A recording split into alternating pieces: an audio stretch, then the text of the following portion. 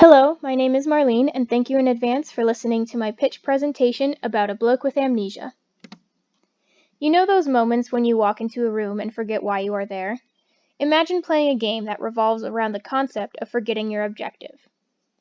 A Bloke with Amnesia is a game about a guy who is constantly forgetting what he is doing, and it's the player's job to help this poor guy get through his day and help him remember what his current objectives are.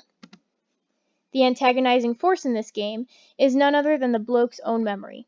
The player must interact with the environment in order to overcome the lapses in his memory to get him to complete his objectives.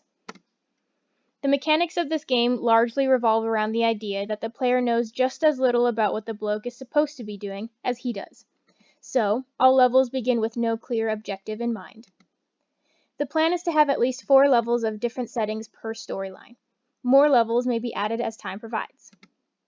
Within each of these levels, the scene will load up and the bloke will prompt the player by saying, "What was I doing again?" The objectives will depend on each level.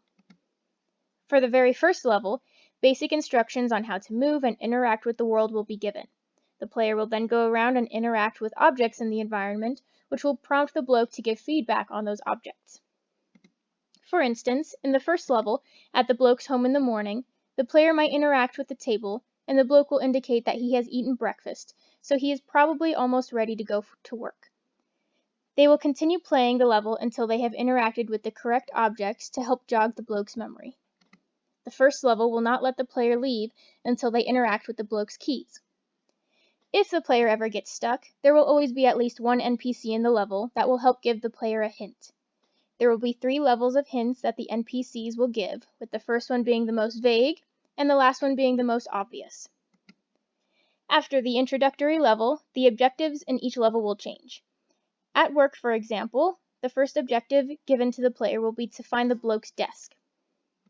They have the choice between many desks, each with a clue about whether or not it is the bloke's desk. When the rest of the employees arrive, sitting in the wrong desk will prompt an NPC to address the bloke, whereas sitting in the correct desk will not. Certain actions can cause secret interactions and even secret levels to occur. In the work level, if the bloke sits in a certain chair, the player will begin down the route of discovering someone who is a company mole. There will be a few alternate story routes available during this game to give replayability to this game. Each route will have at least 4 levels. This game is mechanically very simple to implement, with easy to program controls.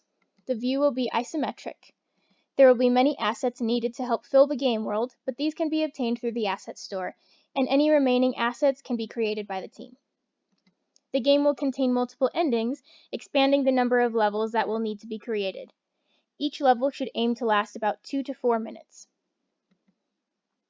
Mystery House is a game that I would call similar to A Bloke with Amnesia because of the fact that the game revolves around interacting with the environment in a very simple manner with no clear long-term goal.